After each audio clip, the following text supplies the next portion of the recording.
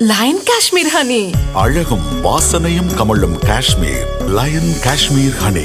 அசல் தேன் அசந்தேன். வணக்கம். செய்திச் சுருக்கம். பொங்கல் பரிசு ரூபாய் 5000 அள்ளித்தர அரசு முடிவு. மக்களுக்கு தீபாவளியன்று மிகப்பெரிய பரிசு காத்திருக்கிறது.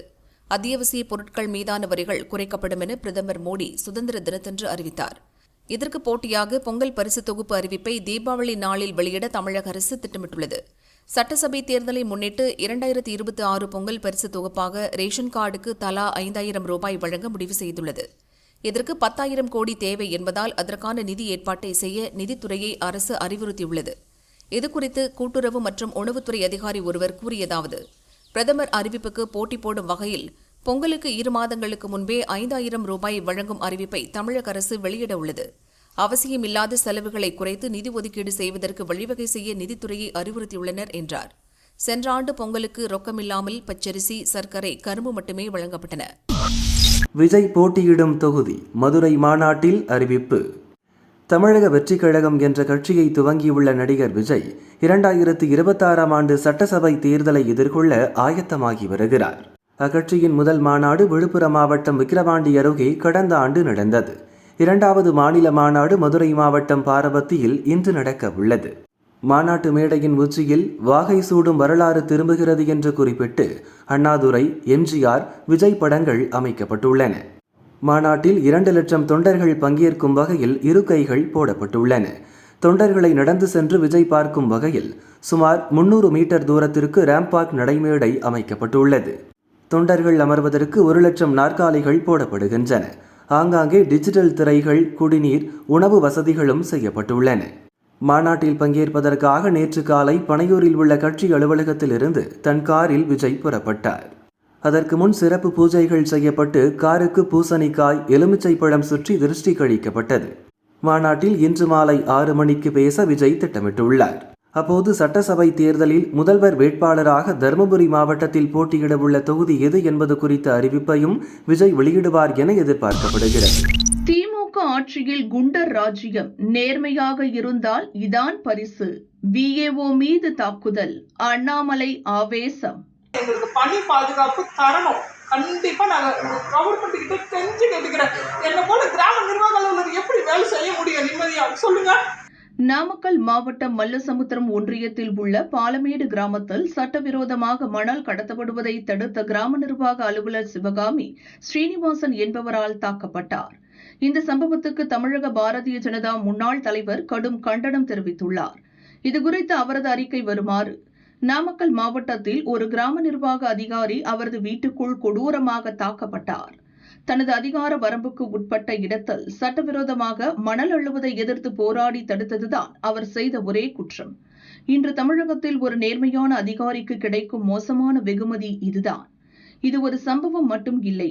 மணல் மாஃபியாக்கள், போதைப்பொருள் மாஃபியாக்கள், நிலம் அபகரிப்பவர்களுக்கு எதிராக பேச துணிகிற அதிகாரிகளுக்கும் சாதாரண மக்களுக்கும் இது தொடர்ந்து நடக்கிறது. அவர்கள் மீது வன்முறை ஏவப்படுகிறது. திமுக ஆட்சியில் எதுவும் சட்டப்படி இல்லை. யாருக்கும் பாதுகாப்பு என்பதும் கிடையாது. நேர்மையான எந்த அதிகாரியும் பாதுகாக்கப்பட மாட்டார். சட்டத்தை மீறுவதுதான் ஆட்சி நிர்வாகம் என்றாகிவிட்டது. குண்டர்கள் ஆட்சி என்பது புதிய இயல்பாகி இருக்கிறது என அண்ணாமலை தெரிவித்துள்ளார்.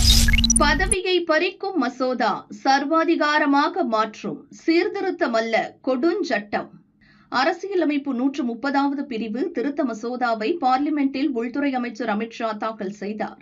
பிரதமர், முதல்வர், அமைச்சர்கள் ஊழல் உள்ளிட்ட குற்றச்சாட்டுகளில் 30 நாட்கள் காவலில் வைக்கப்பட்டால் 31வது நாள் அவரது பதவியை நீக்கம் செய்ய இந்த மசோதா வழிவகை செய்கிறது. இதற்கு எதிர்க்கட்சிகள் எதிர்ப்பு தெரிவித்து வருகின்றன. தமிழக முதல்வர் ஸ்டாலின் இந்த மசோதா சீர்திருத்தம் அல்ல, இது ஒரு கருப்பு நாள், கொடும் சட்டம் என்று விமர்சித்து இருக்கிறார். அவரது அறிக்கை: 30 நாள் கைது. ஒரு முதல்வரை எந்த விசாரணை, கோர்ட் தண்டனை இல்லாமல் பதவி நீக்கம் செய்யலாம். பாஜ வைத்ததுதான் சட்டம். எதிர்க்கட்சிகள் குரலை ஒடுக்குதல், மாநிலங்களை நசுக்குதல், இப்படிதான் சர்வாதிகாரங்கள் தொடங்குகின்றன. ஜனநாயகத்தின் வேரையே தாக்கும் இந்த மசோதாவை வன்மையாக கண்டிக்கிறேன். இந்தியாவை சர்வாதிகாரமாக மாற்றும் இந்த முயற்சிக்கு எதிராக அனைத்து ஜனநாயக சக்திகளும் ஒன்றுபட கேட்டுக் கொள்கிறேன். வாக்கு திருட்டு அம்பலமான பின் பாஜ அமைத்துள்ள ஆட்சியே கேள்விக்குள்ளாகியுள்ளது. தில்லுமுல்லு மூலம் மக்கள் தீர்ப்பை திருடிய பாஜ இப்போது அதிலிருந்து மக்களின் கவனத்தை திசை திருப்ப இந்த மசோதாவை கொண்டு வந்துள்ளது. பல மாநிலங்களில் ஆட்சியில் உள்ள எதிர்க்கட்சிகள் மீது பாஜக பொய் வழக்குகளை போட்டு விசாரணை தீர்ப்பு இல்லாமல் அவர்களை ஆட்சியிலிருந்து அகற்றவே இது வழி செய்கிறது. அரசியலமைப்புக்கு புறம்பான இந்த சட்டத்திருத்த மசோதா கோர்ட்டுகளால் நிச்சயம் ரத்து செய்யப்படும். ஒழுங்காக எங்களுடன் இருங்கள், இல்லையென்றால் என்று பிராந்திய கட்சிகளை மிரட்டுவதற்கான தீய நோக்கமும் இதில் இருக்கிறது. எதிராளிகளை பதவியிலிருந்து அகற்றி அதிகாரத்தை கைப்பற்றுவது சர்வாதிகாரியின் முதல் நடவடிக்கை. அதைத்தான் இந்த மசோதா செய்ய முயற்சிக்கிறது என ஸ்டாலின் கூறியுள்ளார். சிறையில் இருந்தபடி ஆட்சி செய்வது சரிதானா? அமித்ஷா கேள்வி. அரசியலமைப்பு 130வது பிரிவு திருத்த மசோதாவை பார்லிமென்ட்டில் உள்துறை அமைச்சர் அமித்ஷா தாக்கல் செய்தார். பிரதமர், முதல்வர், அமைச்சர்கள் ஊழல் உள்ளிட்ட குற்றச்சாட்டுகளில் 30 நாட்கள் காவலில் வைக்கப்பட்டால் 31வது நாள் அவரது பதவியை நீக்கம் செய்ய இந்த மசோதா வழிவகை செய்கிறது. இதற்கு எதிர்க்கட்சிகள் எதிர்ப்பு தெரிவித்து வருகின்றன. முதல்வர் ஸ்டாலின் இந்த மசோதா சீர்திருத்தமல்ல, இது ஒரு கருப்பு நாள் கொடும் சட்டம் என்று விமர்சித்திருக்கிறார். அகில இந்திய மஜ்லிஸ் கட்சி தலைவர் அசாதுதீன் ஒவைசி, காங்கிரஸ் எம்பி மணிஷ் திவாரி, புரட்சிகர சோஷலிஸ்ட் கட்சி எம்பி பிரேமச்சந்திரன் ஆகியோர் அறிமுக நிலையிலேயே மசோதாவுக்கு எதிர்ப்பு தெரிவித்தனர். இந்த நிலையில் சிறையில் அடைக்கப்படும் பிரதமர், முதல்வர், அமைச்சர்களை பதவி நீக்கம் செய்யும் மசோதாவை குறித்து சோசியல் மீடியாவில் பகிர்ந்த மத்திய உள்துறை அமைச்சர் அமித்ஷா, சிறையில் இருந்தபடி பிரதமரோ, முதல்வரோ அல்லது அமைச்சர்களோ அரசாங்கத்தை நடத்துவது சரியா என்பதை நாட்டு மக்கள் முடிவு செய்யட்டும் என தெரிவித்துள்ளார். ராகுலுக்கு தவறான தகவல் கொடுத்து சஞ்சய்குமார் மீது பாய்ந்தது வழக்கு. ஓட்டு திருட்டு புகாரில் மகா போலீஸ் அதிரடி. பீகார் மாநிலத்தில் வாக்காளர் பட்டியல் சிறப்பு திருத்தம் மேற்கொண்டு 65 லட்சம் வாக்காளர்களின் பெயர்களை தேர்தல் கமிஷன் நீக்கியது. இந்த பிரச்சனையை கையில் எடுத்துள்ள லோக்சபா எதிர்க்கட்சித் தலைவர் ராகுல், பீகாரில் 1300 கிலோமீட்டர் தூரத்திற்கு வாக்காளர் உரிமை பயணத்தை நடத்தி வருகிறார். மகாராஷ்டிரா சட்டசபை தேர்தலிலும் மிகப்பெரிய அளவுக்கு ஓட்டு திருட்டு நடந்திருப்பதாக பாஜக தேர்தல் கமிஷன் மீது ராகுல் குற்றம் சாட்டினார். லோக்நிதி CSDS என்ற தேர்தல் ஆய்வு நிறுவனத்தின் தலைவரான சஞ்சய்குமார் வெளியிட்டிருந்த சமூக வலைதள பதிவுகளில் கூறப்பட்டுள்ள புள்ளி விவரங்களின் அடிப்படையில் ராகுல் இந்த குற்றச்சாட்டை கூறினார். ராம்டெக் சட்டசபை தொகுதியில் லோக்சபா தேர்தலின் போது மொத்த வாக்காளர்கள் 4,66,203 பேர் இருந்தனர். சட்டசபை தேர்தலின் போது 2,86,931 குறைந்துவிட்டது. இது 38.45% சரிவு. தேவ்லாலி சட்டசபை தொகுதியில் லோக்சபா தேர்தலின் போது 4,56,072 வாக்காளர்கள் இருந்தனர். சட்டசபை தேர்தலின் போது 2,88,141 வாக்காளர்களாக குறைந்துவிட்டது. அதாவது 36.82% குறைந்திருக்கிறது. இந்த புள்ளி விவரங்களை வைத்துதான் தொடர்ந்து ராகுல் குற்றம் சாட்டி வந்தார். பாஜக செய்யும் ஓட்டு திருட்டுக்கு தேர்தல் கமிஷனும் உடந்தையாக செயல்படுவதாக விமர்சித்தார். இந்த விவகாரத்தில் திடீர் திருப்பமாக நான் வெளியிட்ட புள்ளி விவரங்கள் அனைத்தும் பிழையானவை என லோக்நிதி CSDS ஆய்வு நிறுவன தலைவர் சஞ்சய்குமார் நேற்று திடீர் பல்டி அடித்தார். பிழையான புள்ளி விவரங்களை வெளியிட்டதற்காக பகிரங்கமாக மன்னிப்பு கேட்டுக் கொள்கிறேன் எனவும் அவர் கூறினார். மகாராஷ்டிராவில் நடந்த லோக்சபா தேர்தல் மற்றும் சட்டசபை தேர்தல் தரவுகளை ஒன்றாக வைத்து ஒப்பிடும்போது பிழை ஏற்பட்டுவிட்டது. எங்களது ஆய்வுக்குழு தரவுகளை தவறாக கணக்கிட்டு விட்டதுதான் தவறுக்கு காரணம். இதை உணர்ந்ததும் உடனடியாக அந்த பதிவுகளை நீக்கிவிட்டேன். மனித தவறால் தவறான புள்ளி விவரங்களை வெளியிட்டு விட்டோம். இதில் எந்த அரசியல் உள்நோக்கமும் இல்லை என சஞ்சய்குமார் கூறியிருந்தார். சஞ்சய்குமார் தான் தவறான புள்ளி விவரங்களை பதிவிட்டு விட்டதாக கூறி மன்னிப்பும் கேட்டதை அடுத்து ராகுலை மகாராஷ்டிரா முதல்வர் தேவேந்திர ஃபட்னாவிஸ் கடுமையாக சாடினார். தவறான குற்றச்சாட்டுகளை பாஜக மீதும் தேர்தல் ஆணையம் மீதும் வைத்ததற்காக ராகுல் மன்னிப்பு கேட்க வேண்டும் என்றார். இது பீகாரில் வாக்காளர் உரிமை பயணத்தை மேற்கொண்டுள்ள ராகுலுக்கு மிகப்பெரிய அதிர்ச்சி செய்தியாக வந்து சேர்ந்தது. இந்நிலையில் தவறான புள்ளி விவரங்களை வெளியிட்டு மகாராஷ்டிராவில் பெரும் சர்ச்சையை கிளப்பிவிட காரணமாக இருந்த தேர்தல் ஆய்வாளர் சஞ்சய்குமார் மீது மகாராஷ்டிரா போலீசார் வழக்கு பதிவு செய்துள்ளனர். இந்த விவகாரம் தொடர்பாக நாக்பூர் போலீசில் சஞ்சய்குமார் மீது ஏற்கனவே ஒரு வாக்காளர் புகார் அளித்திருந்தார். அதன் அடிப்படையில் பாரதிய நியாய சன்ஹிதா சட்டத்தின் கீழ் 4 பிரிவுகளில் அவர் மீது போலீசார் வழக்கு பதிவு செய்துள்ளனர். பொய்யான தகவல்களை பரப்பியது, தேர்தல் விதிமீறல்களில் ஈடுபட்டது ஆகிய செயல்களுக்காக அவர் மீது வழக்கு பதிவு செய்யப்பட்டுள்ளதாக நாக்பூர் போலீசார் தெரிவித்தனர்.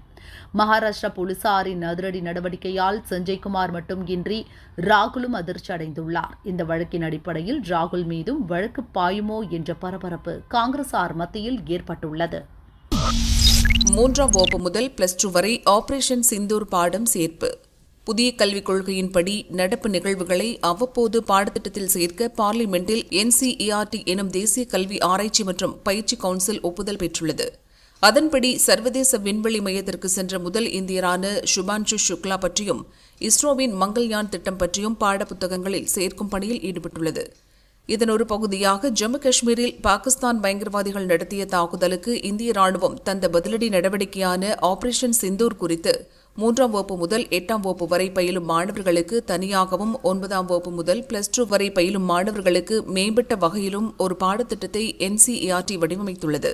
பாகிஸ்தானின் பயங்கரவாத தாக்குதலுக்கு எதிராக இந்திய ராணுவம் எடுத்த போர் நடவடிக்கைகள் குறித்து முதல் நிலை மாணவர்களுக்கு வீர பயணத்தின் துவக்கம் என்ற தலைப்பிலும், மேல்நிலை மாணவர்களுக்கு துணிச்சலும் மரியாதையும் என்ற தலைப்பிலும் 8 முதல் 10 பக்கங்களில் புதிய பாடம் வடிவமைக்கப்பட்டுள்ளது.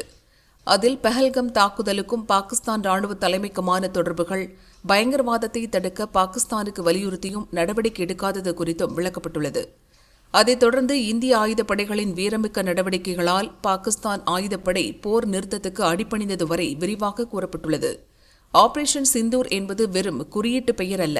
திருமணமான பெண்களின் மரியாதையை காக்கவும், கணவனை இழந்த இந்து பெண்களுக்கு தங்களின் அன்பையும் உறுதுணையையும் தெரிவிக்கும் லட்சக்கணக்கான மக்களின் உணர்வை பிரதிபலிப்பது என பிரதமர் நரேந்திர மோடி கூறியதையும் இப்பாடத்தில் குறிப்பிட்டுள்ளனர். திமுக பற்றி அடக்கி வாசிப்பு, சீமான் பேச்சில் திடீர் மாற்றம். முதல்வர் ஸ்டாலினின் சகோதரர் மு.க. முத்து மறைவு குறித்து விசாரிக்க ஸ்டாலினை அவரது வீட்டில் சென்ற மாதம் சீமான் சந்தித்து பேசினார். இந்த சந்திப்பு அரசியலுக்கு அப்பாற்பட்ட அன்பு என சீமான் கூறியிருந்தார். ஆனால் அதன்பின் சீமானின் அரசியல் நடவடிக்கைகளில் மாற்றம் தெரிய துவங்கியுள்ளது. அறிக்கைகள், மேடை பேச்சு, பத்திரிகையாளர்கள் சந்திப்பில் முதல்வர் மற்றும் திமுகவினரை விமர்சித்தாலும் கடும் சொற்களை தவிர்த்து வருகிறார். பழைய ஆக்ரோஷமான குற்றச்சாட்டுகள் இல்லை. நாம் தமிழர் கட்சி வரும் சட்டசபை தேர்தலில் தனித்து போட்டியிட்டால் திமுகவுக்கு வெற்றி வாய்ப்பு அதிகம் இருப்பதாக கூறப்பட்டது. தனித்து போட்டியிட வேண்டும் என்பதில் தான் உறுதியாக இருப்பதாக சீமான் சொல்லி வருவதும் திமுகவினரிடம் உற்சாகத்தை ஏற்படுத்தியிருக்கிறது. அதே நேரம் விஜய் மற்றும் தாவேகா தொண்டர்களை கடுமையாக விமர்சிக்க துவங்கியுள்ளார். இந்த மாற்றத்தால் நாதக, தாவேகா தொண்டர்கள் சமூக வலைதளங்களில் வார்த்தை மோதலில் ஈடுபட்டு வருகின்றனர். இது தனிப்பட்ட மோதல் இல்லை, கொள்கை அடிப்படையிலான அரசியல் மோதல். விஜய் கட்சியினரும் நாம் தமிழர் தொண்டர்களை விமர்சிக்கின்றனர். அக்கட்சியின் செயல்பாடுகளை பொறுத்து நாம் தமிழர் கட்சியின் செயல்பாடும் இருக்கும் என நாதகவினர் கூறியுள்ளனர்.